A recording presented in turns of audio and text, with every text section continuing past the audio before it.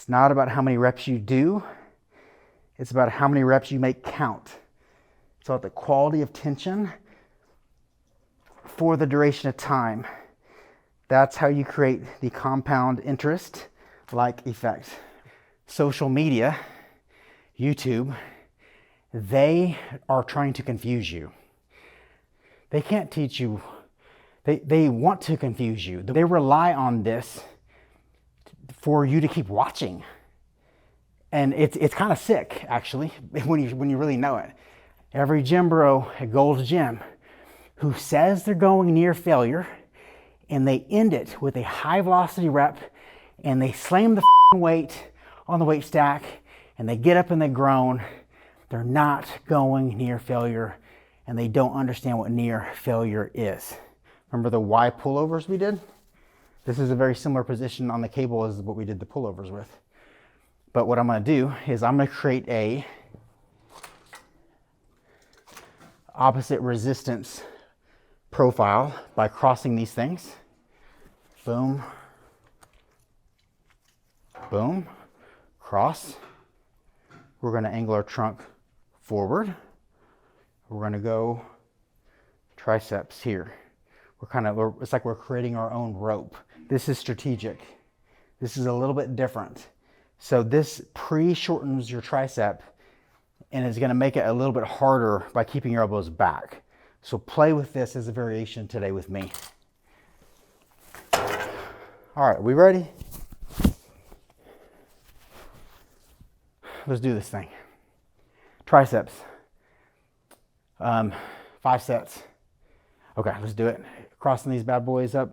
Time started minute 8.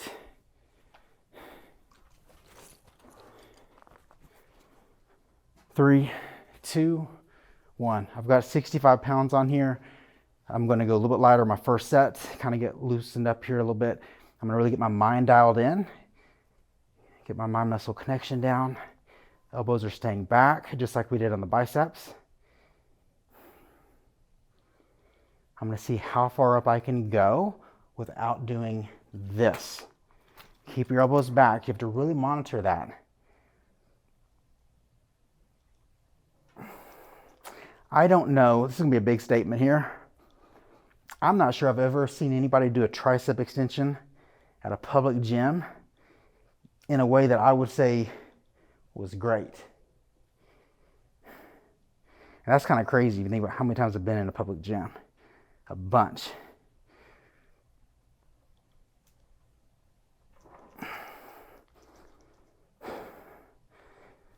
It's not about how many reps you do. It's about how many reps you make count. It's about the quality of tension for the duration of time.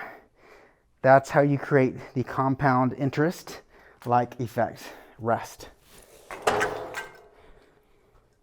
Could I go up and wait? No. How do I know that? Well, that probably was my last rep, keeping good technique based upon me knowing my workouts. These things are once you learn you and study how you do, these things get easier and easier and easier. But this really becomes an individual thing. I try my best to teach my clients how to think for themselves. I said in the very intro of this that this is not a program where I teach you rules. This is a program where I teach you how to think. And there's a big difference. Most social media, YouTube, they are trying to confuse you. Now, you're probably wondering what I mean by that. How do you think they keep you watching? They can't teach you. They want to confuse you. The more that they create thumbnails that oppose themselves, one day it's high volume, one day it's low volume, one day 5 is the magic rep number, one day 10 is the magic rep number, one day 15 is the magic rep number. Do this for the perfect workout split. Do that for the perfect workout split. Why am I so consistent in what I say? And why are most people not? Because I don't give an F. I don't need people to keep watching me. I'm fine.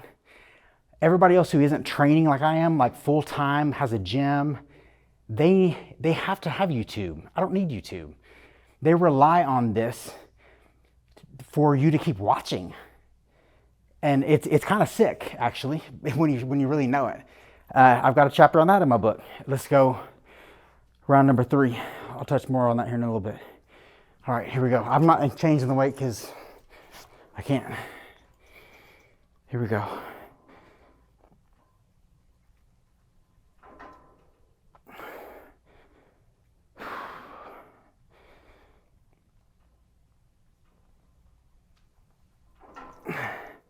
If you're working out at a public gym, right now I want you to look to your right and look to your left.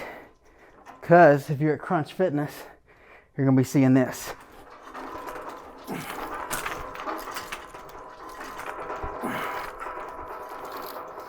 It may not even be that good. What are we going to do? We're going to tighten our tricep before we move. We're going to make our tricep on every inch of the movement.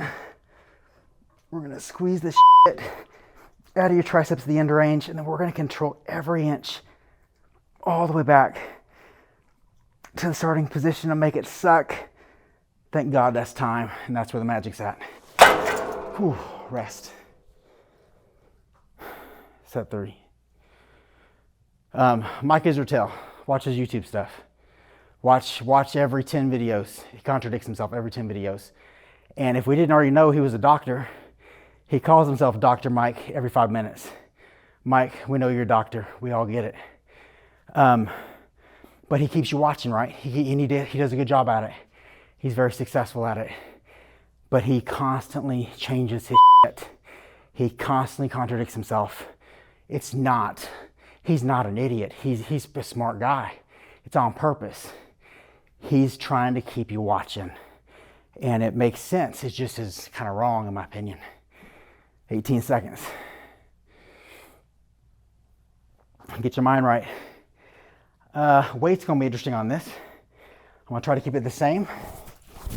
And if my quality changes, I'm going to drop it. 3, 2, 1. Go time. Elbows behind the rib cage. Tightening my triceps first.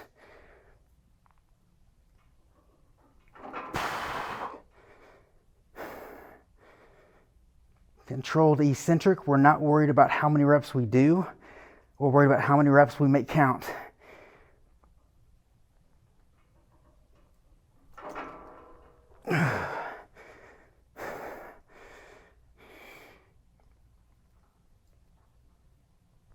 What are the 4 steps? Same in your head, because I'm going to say them over and over and over again. Tighten, squeeze, control the range, squeeze at the end, and control all the way back to the starting position. Tightening first, squeezing through the range. Getting to step number 3, where I'm going to squeeze and not just hold. I'm going to squeeze as hard as I can, making my triceps fight every freaking inch back up. Holy Moses. That is the end. That is failure. I can't move. Time's up. My watch went to sleep. That's failure. What are the properties of failure? Decrease in velocity, increase in engagement, gradual breakdown of form, and then the inability to complete the rep. So, how do you know if you're going near failure? Your speed should be slowing down and your ability to complete the rep should end. Let's go over how this would look on a squat. Watch somebody do a squat. What happens when they're doing a squat, right? They're doing, let's say I got like 400 pounds on my back and I've done a few reps. You see them, they got the barbell on their back, they squat down, and then when they're coming up, are they just exploding up? No. They're here and they're trying to crawl back up, and you kind of see them struggling. They're trying to get up, and then they just barely complete it, or they don't. Meaning they got to have a spotter, or they don't have a spotter, and they crash back down. Hopefully that's not the case. But you never see somebody go near failure and speed up. Never. Never, ever do you see that.